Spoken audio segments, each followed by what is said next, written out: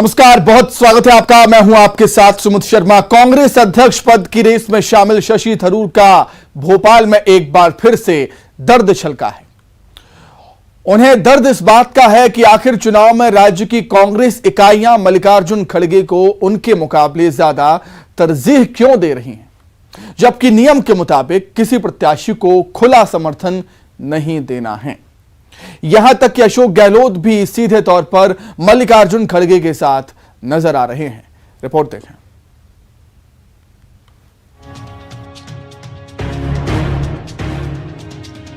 कांग्रेस अध्यक्ष पद की रेस में शशि थरूर भी तेज दौड़ लगाने की कोशिश में जुटे हैं। हालांकि अभी तक रफ्तार में मल्लिकार्जुन खड़गे आगे नजर आ रहे हैं। राज्यों में अपने लिए कांग्रेस डेलीगेट्स का वोट हासिल करने के लिए दोनों नेताओं का पहुंचना जारी है।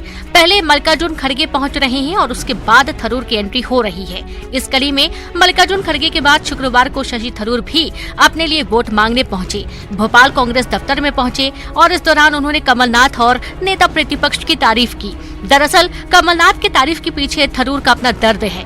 कांग्रेस अध्यक्ष की रेस में वो हैं तो जरूर, लेकिन प्रदेश इकाइयों में उनके प्रतिद्वंदी मल्लिकार्जुन खड़गे का बोलबाला है। बड़े नेता उनसे मिलते हैं, लेकिन थरूर के साथ ऐसा व्यवहार नहीं होता। इसे लेकर थरूर का दर्द छलक भी चुका है।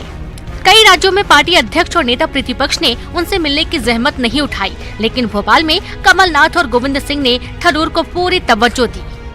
जिस किस्म के स्वागत मुझे मिले ये बहुत करेक्ट था।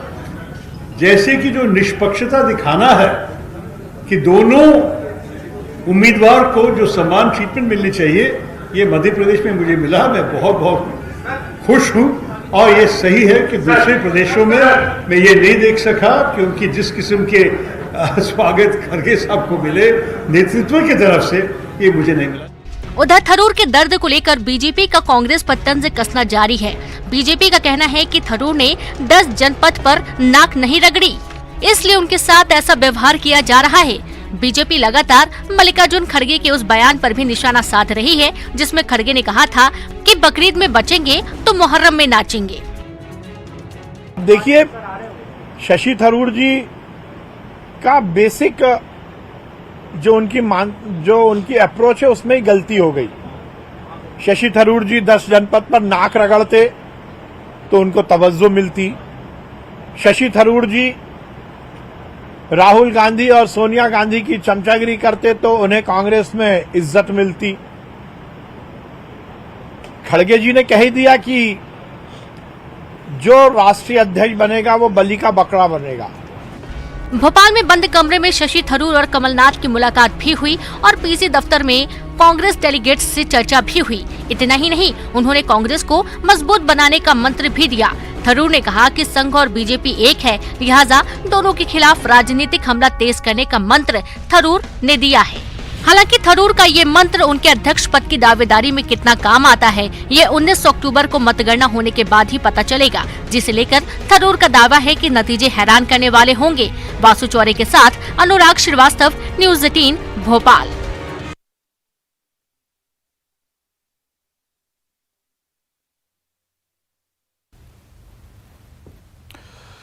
कांग्रेस अध्यक्ष पद के 2 उम्मीदवार हैं, एक है मल्लिकार्जुन खड़गे और एक शशि थरूर। चुनाव होना है और रिजल्ट भी आएंगे, लेकिन उससे पहले वोट्स की अपील करने के लिए दोनों ही उम्मीदवार अलग अलग प्रदेशों में जा रहे हैं। अलग अलग तरीके से रिस्पांस भी उनको मिल रहे हैं। जैसा कि शशि थरूर ने कहा कि उन्हें मध्य प्रदेश में उतना अच्छा रिस्पांस मिला बाकी प्रदेशों के कंपैरिजन में, तुलना में, और इसके लिए वो उन्होंने धन्यवाद भी दिया है एमपी कांग्रेस को। लेकिन दर्द छलका है शशि थरूर का मध्य प्रदेश आकर, भोपाल आकर। सीधे हम रुख कर लेंगे राजधानी भोपाल का। अनुराग श्रीवास्तव हमारे साथ जुड़ गए हैं इस समय। अनुराग, गुटबाजी के आरोपों से लगातार घिरती आ रही कांग्रेस इस चुनाव में एक बार फिर से गुटबाजी के आरोपों से घिरती नजर आती है, यह कहना बिल्कुल भी गलत नहीं होगा।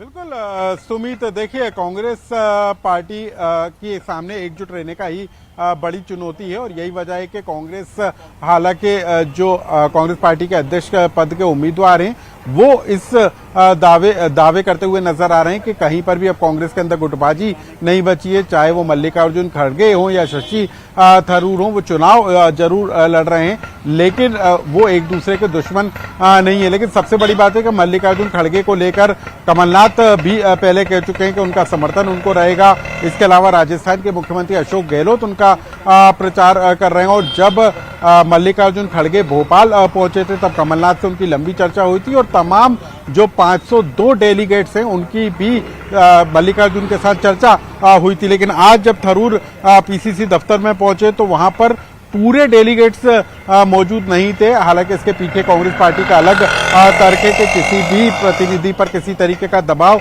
नहीं है। वोटिंग पूरी तरीके से गोपनीय होगी। अध्यक्ष कौन होगा ये चुनने का अधिकार प्रतिनिधियों के पास मौजूद है। लेकिन कहीं ना कहीं सवाल इस बात को लेकर जरूर खड़े हो रहे हैं कि क्या शशि थरूर को कहीं भी समर्थन नहीं है और ये चुनाव क्या सिर्फ एक मैनेजमेंट का हिस्सा है, पार्टी के एक एजेंडे का हिस्सा है।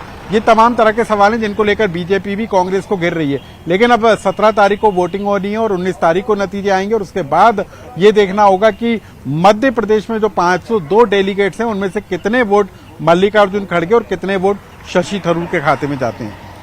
जी सर, बिल्कुल निश्चित तौर पर देखने वाली बात होगी कि चुनाव किस तरीके से होगा। बहुत धन्यवाद अनुराग आपका जुड़ने के लिए और तमाम जानकारी के लिए बहुत शुक्रिया। आगे बढ़ेंगे, रतलाम से बड़ी खबर है। सैलाना बस स्टैंड पर हंगामा हुआ है, चक्का जाम के हालात बन गए, सड़क पर महिलाएं लेट गई। मिशन कंपाउंड में निर्माण हटाने का विरोध ये कर रही हैं। राजस्व अमला कार्रवाई करने पहुंचा था, बलपूर्वक कार्रवाई का विरोध महिलाओं ने किया। चक्का जाम से लोग परेशान हो रहे हैं। वहां पर सड़क पर लेट कर विरोध प्रदर्शन किया है महिलाओं ने। रतलाम में मिशन कंपाउंड में निर्माण हटाने का विरोध है। सैलाना बस स्टैंड पर जमकर हंगामा हुआ और महिलाओं ने सड़क पर लेटकर बैठकर चक्का जाम कर दिया। ये आपको तस्वीरें हम दिखा रहे हैं। आप तस्वीरों में देख सकते हैं किस तरीके से महिलाएं सड़कों पर लेटी हुई हैं और मिशन कंपाउंड में निर्माण हटाने का ये विरोध कर रही हैं। राजस्व अमला कार्रवाई करने के लिए पहुंचा हुआ था, बलपूर्वक कार्रवाई का विरोध महिलाओं ने किया है। कुछ इस तरह सड़कों पर लेटकर चक्का जाम कर।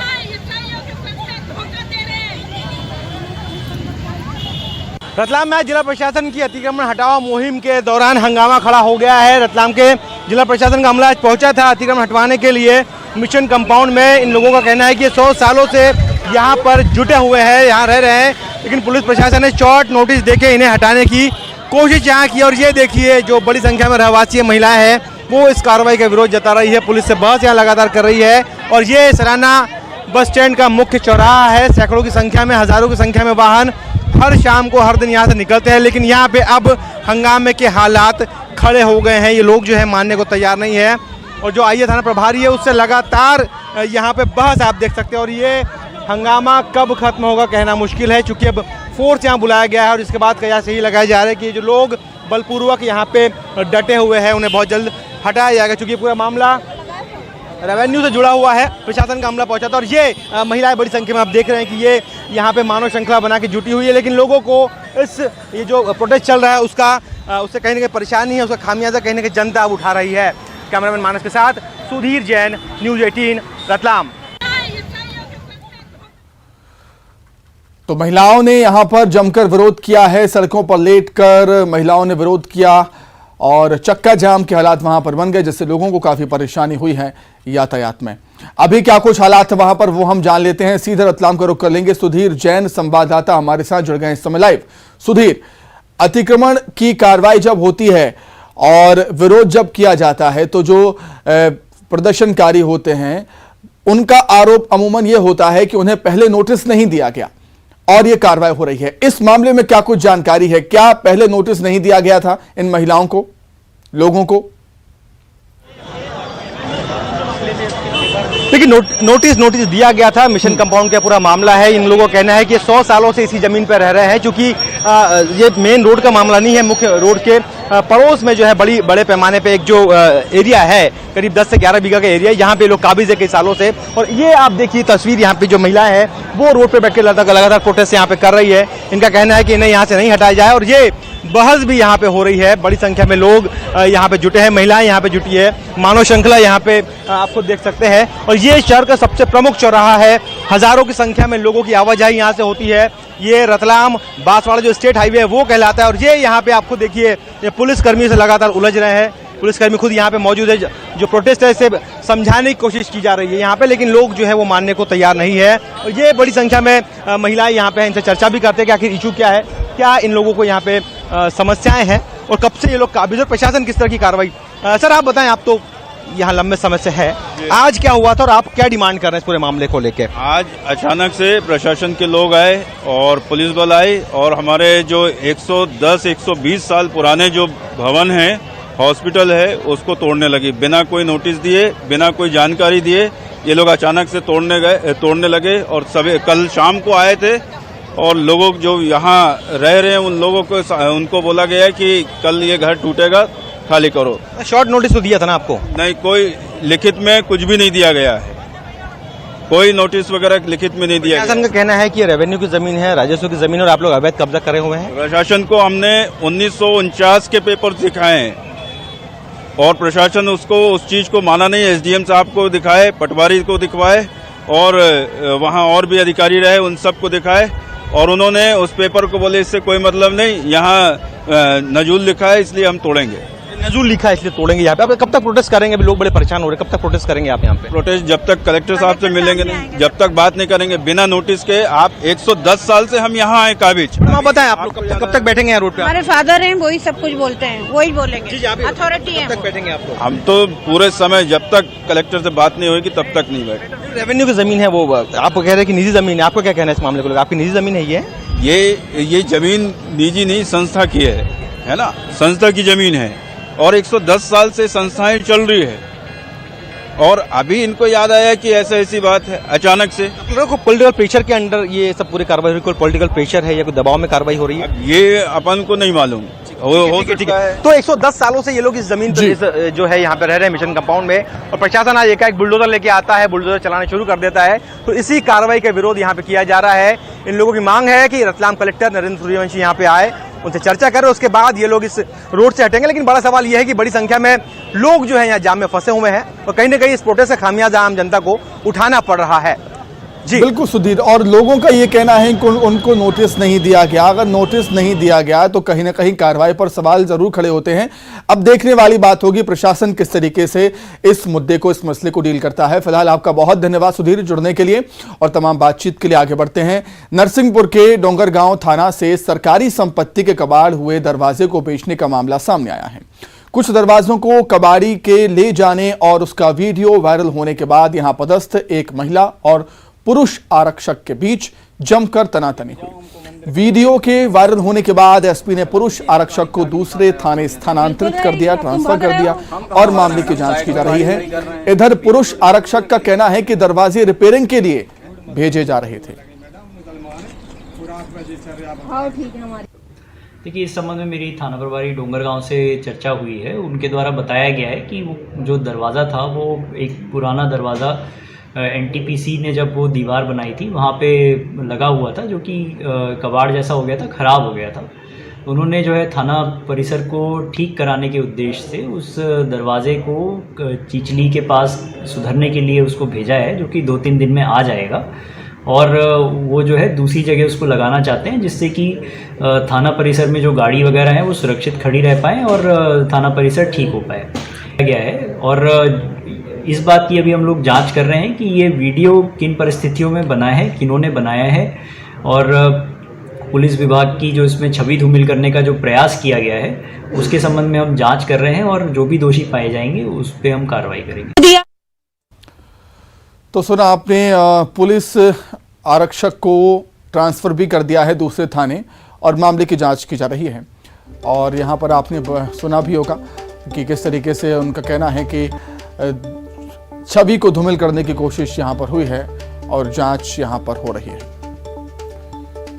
नरसिंहपुर के डोंगरगढ़ गांव थाना से सरकारी संपत्ति के कबाड़ हुए दरवाजे को बेचने का यह मामला। कुछ दरवाजों को कबाड़ी के ले जाने और उसका वीडियो वायरल होने के बाद यहां पदस्थ एक महिला और एक पुरुष आरक्षक के बीच जमकर तनातनी हुई, नोकझोंक हुई और वीडियो के वायरल होने के बाद एसपी ने पुरुष आरक्षक को दूसरे थाने ट्रांसफर कर दिया और मामले की जांच अब हो रही है। लेकिन पुरुष आरक्षक का अपना एक तर्क है। पुरुष आरक्षक का कहना है कि दरवाजे को रिपेयरिंग के लिए भेजा जा रहा था। अब इस बात में कितनी सत्यता है, ये जांच का विषय और जांच के बाद ही पूरा मामला साफ हो पाएगा कि आखिर माजरा है क्या।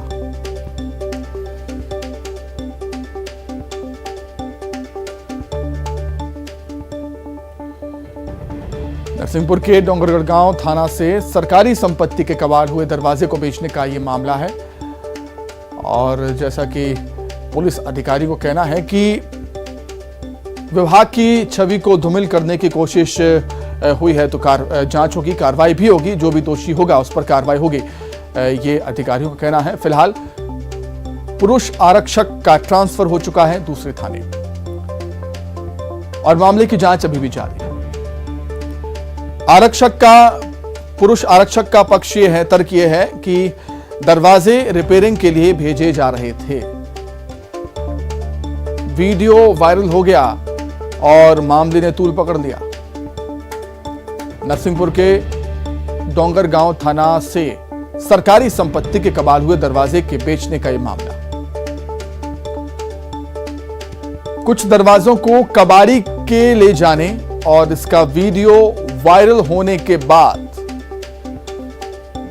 मामले ने तूल पकड़ा है और यहां पदस्थ महिला और पुरुष आरक्षक के बीच तनातनी हुई।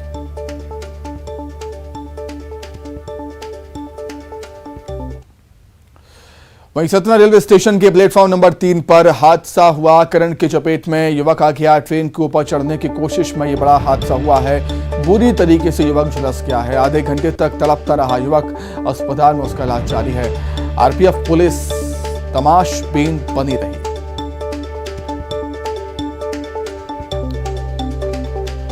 सतना रेलवे स्टेशन के प्लेटफॉर्म नंबर 3 की घटना है, जहां पर करंट की चपेट में युवक आ गया। ट्रेन के ऊपर चढ़ने की कोशिश में यह हादसा हुआ। करंट की चपेट में युवक आ गया और काफी देर तक वो तड़पता रहा। बुरी तरीके से युवक झुलस गया है। अस्पताल में उसका इलाज जारी है। आरपीएफ पुलिस वहां पर तमाशबीन बनी रही।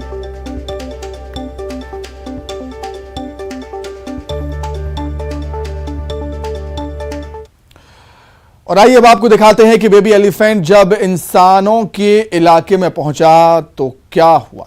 बेबी एलिफेंट की मस्ती। इंसानों के इलाकों में बेबी एलिफेंट हाथी आया। खूब यहां पर मस्ती लोगों के साथ उन्होंने की।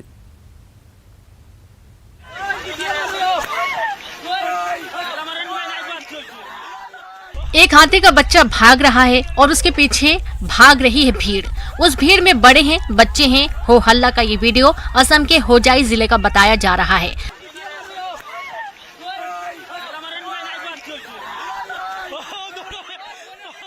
यहाँ अपने झुंड से बिछड़कर हाथी का एक बच्चा रिहायशी इलाके में पहुंच जाता है।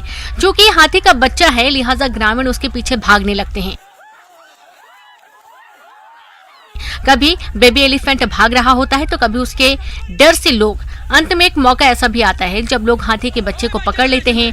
कोई सूंड छू रहा है तो कोई उसके दांत।